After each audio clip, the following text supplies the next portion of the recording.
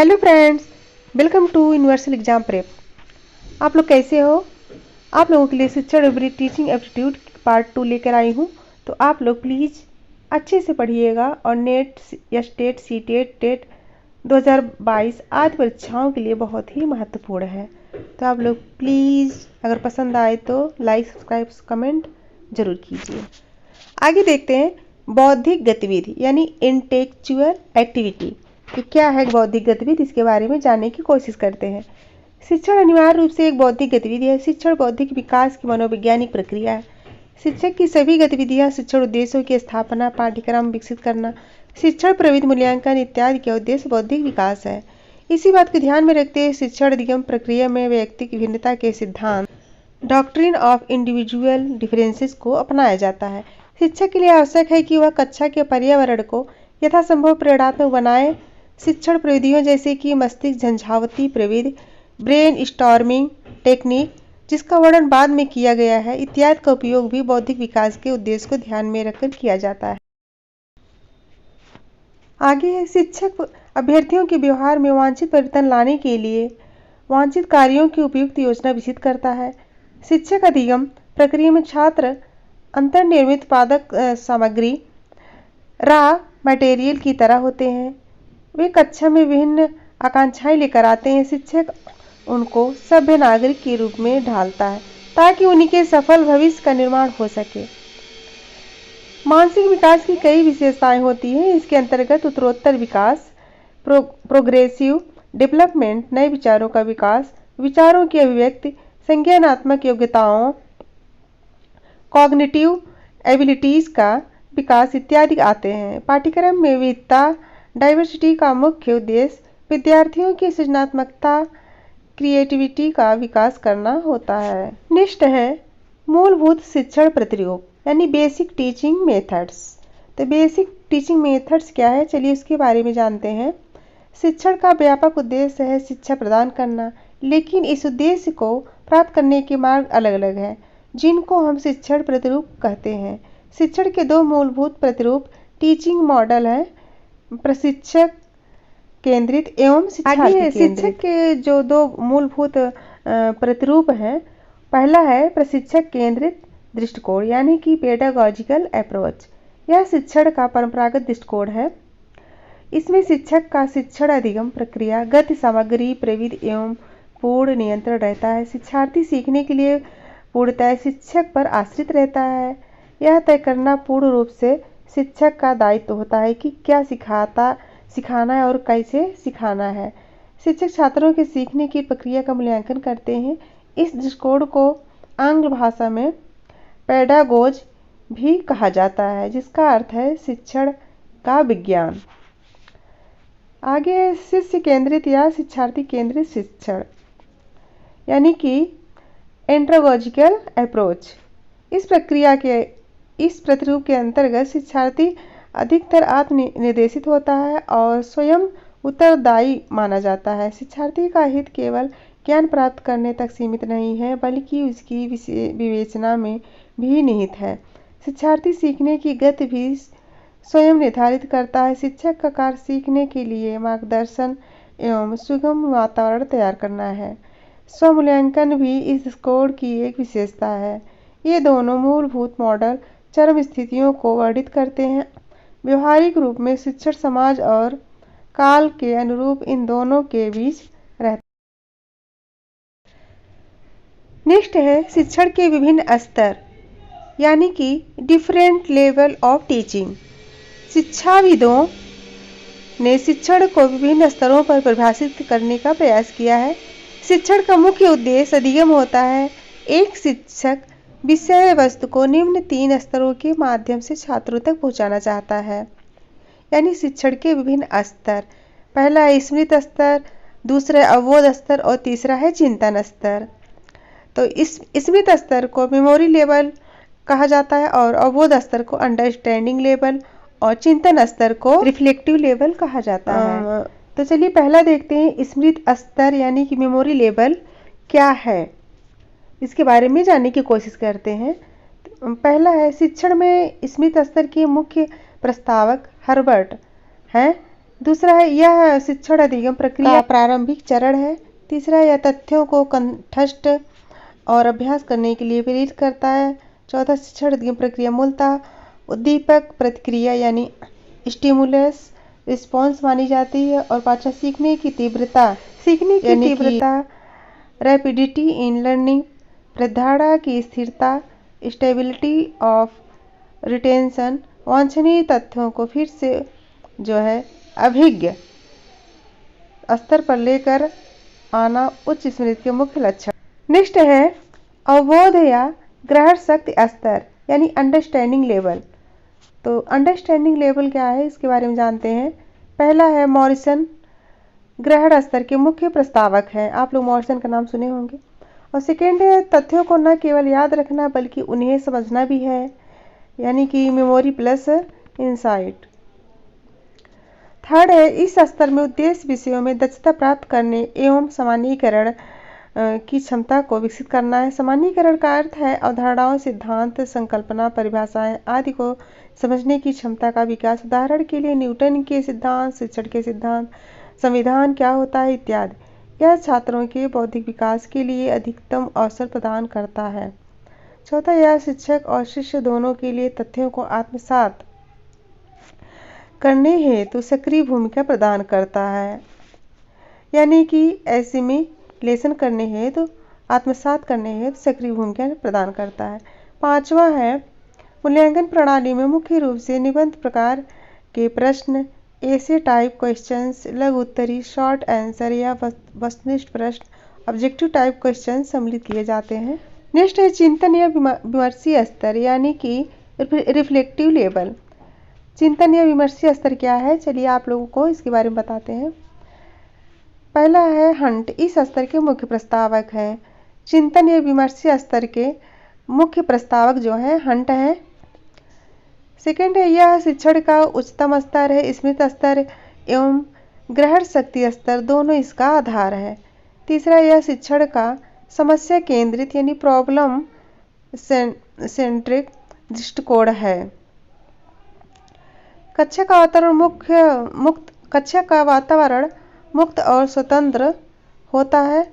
पांचवा, यह स्तर विचारशील स्तर की शक्ति को विकसित करता है ताकि शिक्षार्थी तर्क और कल्पना के द्वारा सफल एवं सुखी जीवन की समस्याओं का समाधान कर सके। इस स्तर पर छात्र समस्याओं के निवारण हेतु अनुसंधान भी कर सकते हैं। नेक्स्ट है परीक्षा के लिए मुख्यतः निबंध प्रकार ऐसे टाइप के प्रश्न उत्तरों का उपयोग किया जाता है। सेवंथ, निबंध परीक्षा के साथ मनोवृत्ति यानी एटीट्यूड यानी विचार, थॉट एवं भागीदारी पार्टिसिपेशन को भी मूल्यांकन के लिए प्रयोग किया जाता है। नेक्स्ट है शिक्षण पाठचर्या एवं पाठ्यक्रम के अनुसार होता है। पाठचर्या यानी करिकुलम को व्यापक एवं शैक्षिक प्रक्रिया के दौरान वांछित छात्र अनुभव प्रदान करवाने के रूप में परिभाषित किया जाता है। औपचारिक शिक्षा में पाठचर्या बहुत महत्वपूर्ण है, यह शिक्षण व्यवस्था का आधार है। नेक्स्ट है पाठ्यक्रम एवं पाठचर्या यानी सिलेबस एंड करिकुलम। पाठचर्या के अंतर्गत शिक्षार्थी एवं शिक्षण सामग्री के मध्य नियोजित परस्पर क्रिया संसाधन जैसे कि पुस्तकें, मल्टीमीडिया और मूल्यांकन प्रक्रिया आते हैं। इसको अध्ययन के परिभाषित एवं निर्धारित रूपरेखा मान सकते हैं ताकि शिक्षा के बृहत्तर उद्देश्यों को प्राप्त किया जा सके। इसकी एक अध्येता में यह स्पष्टता उत्पन्न होती है कि उसको अपने शिक्षार्थियों को क्या पढ़ाना है। इससे शिक्षण के मानक स्थापित होते हैं।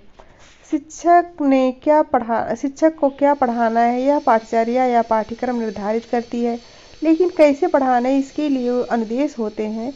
शिक्षक के मन में योजना होनी चाहिए। शिक्षार्थी का शिक्षण या कक्षा अनुदेशन के साथ कैसा अनुभव रहता है। समाज में होने वाले परिवर्तनों के कारण पाठ्यक्रम का विकास भी एक गतिशील प्रक्रिया बन गया है। आगे है क्रियात्मक पाठचर्या यानी कि फंक्शनल करिकुलम के अंतर्गत विद्यार्थी जीवन कौशल सीखता है जो उसको स्वतंत्र बना रहना सिखाते हैं, जैसे कि संवाद या संचार कौशल यानी कम्युनिकेशन स्किल्स, रोजगार कौशल, वोकेशनल स्किल्स या विशेष परिस्थिति, कोई रोग या दिव्यांगता के लिए कुछ विशिष्ट कौशल सीखना।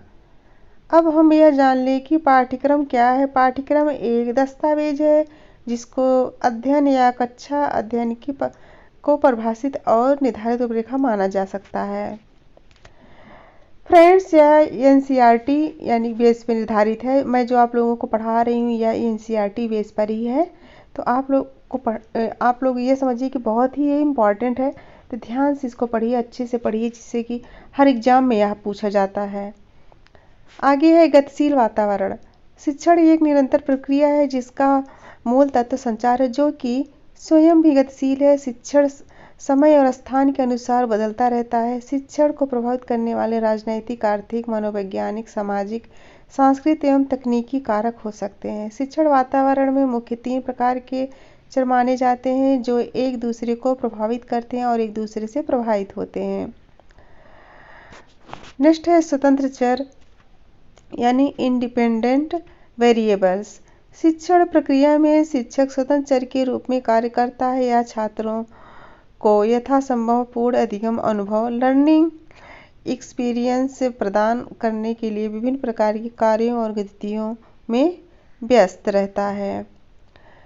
नेक्स्ट है आश्रित चर यानी डिपेंडेंट वेरिएबल्स। तो इसके बारे में जानते हैं कि आश्रित चर क्या है। इसमें छात्र आश्रित चर माना जाता है, वह अपने शिक्षक पर निर्भर रहता है। उसको शिक्षण प्रक्रिया में शिक्षक द्वारा निर्धारित सभी क्रियाएं, नियोजन, व्यवस्था और प्रस्तुतिकरण के अनुसार कार्य करना पड़ता है। और तीसरा है हस्तक्षेप चर यानी कि इंटरवेनिंग वेरिएबल्स। शिक्षण प्रक्रिया में पाठ्य व शिक्षण विधियां, शिक्षण युक्तियां तथा शिक्षण व्यूह रचनाएं आदि हस्तक्षेप चर के वर्ग में आती है। सामाजिक प्रवेश में कई और चर भी हस्तक्षेप चर का कार्य करते हैं। शिक्षण वातावरण के 3 प्रकार के चर कौन कौन से हैं? पहला है स्वतंत्र चर, आश्रित चर और हस्तक्षेप चर तीसरा है। तो इसके बारे में हम लोगों ने अच्छे से पढ़ लिया है और आगे देखते हैं। शिक्षण विज्ञान भी है और कला भी। Teaching is science as well as an art. विज्ञान की महत्वपूर्ण विशेषताएं हैं। पहला है व्यवस्थित ज्ञान का समूह, systemised body of knowledge. Second है निरीक्षण और परीक्षण पर आधारित सिद्धांत यानी principles based on observation and experiments. Third है कारण और परिणाम संबंध यानी काज एंड इफेक्ट रिलेशनशिप। फोर्थ है सार्वभौमिक सिद्धांत यूनिवर्सल प्रिंसिपल्स। फिफ्थ है भविष्य में होने वाली घटनाओं के परिणामों के पूर्व अनुमान की संभावना। ज्ञान के प्रयोग से सार्थक परिणाम प्राप्त करना ही कला है। कला कार्य करने की विधि है, जबकि विज्ञान यह बताता है कि कैसे किया जाए। कला कार्य को व्यवहार में लाना है। उदाहरण के लिए भरतनाट्यम नृत्य के सिद्धांत सुनिश्चित है, परंतु इसका व्यवहारिक रूप सब कलाकारों के लिए भिन्न भिन्न हो सकता है। यह विज्ञान भी हुआ और कला भी। तो आप लोगों को पता चल गया कि शिक्षण विज्ञान भी है और कला भी। शिक्षण व्यवसाय व्यवस्थित ज्ञान यानी कि सिस्टमाइज्ड बॉडी ऑफ। शिक्षण व्यवसाय व्यवस्थित ज्ञान सिस्टमाइज्ड बॉडी ऑफ नॉलेज पर आधारित है, जो जीवन के सामाजिक, मनोवैज्ञानिक, ऐतिहासिक, राजनीतिक और आर्थिक क्षेत्रों से प्राप्त किया गया है। शिक्षण समाज के धार्मिक, आध्यात्मिक और नैतिक मूल्यों से भी प्रभावित होता है। शिक्षण तकनीकों में संचार को सरल बनाने के लिए निश्चित उद्देश्यों एवं क्रम का पालन किया जाता है। विज्ञान की मान्यताओं के आधार पर एक शिक्षक को प्रशिक्षित किया जा सकता है। शिक्षक के प्रशिक्षक के लिए निश्चित विधियों का अनुसरण किया जाता है। शिक्षक को अधिकतर कला के रूप में ही जाना जाता है, जो कि कक्षा के गतिशील वातावरण में व्यावसायिक रूप लेती है। अर्थात शिक्षण का व्यावसायिक रूप पक्ष कलात्मक है। हम यह जानते हैं कि अधिगम को प्रभावी बनाने के लिए शिक्षार्थियों के बीच व्यक्तिगत मतभेदों इंडिविजुअल डिफरेंसेस को समझना आवश्यक है, ताकि अनुदेशन को इसी के अनुसार व्यवस्थित किया जा सके। शिक्षक को यह कार्य विनम्र ढंग से करना होता है, जिसमें इसका व्यक्तिगत दृष्टिकोण और विवेक सहायक होता है। इस स्थिति में हम शिक्षण को कला भी कहते हैं। संक्षेप में कहें तो शिक्षण सिद्धांत का सभी के लिए समान है, परंतु उसको किस प्रकार से व्यवहार में ले आना है फ्रेंड्स, पूरा वीडियो देखिएगा क्योंकि ये बहुत ही इंपॉर्टेंट है आने वाले एग्जाम के लिए। और कमेंट में ज़रूर लिखिएगा कि ये आप लोगों के लिए इम्पोर्टेंट है कि नहीं है, जिससे मुझे पता चले कि सही से बन पा रहा है कि नहीं बन पा रहा है, और आगे मैं और भी अच्छा बनाने की कोशिश करूं। तो प्लीज़ लाइक शेयर सब्सक्राइब ज़रूर कीजिए।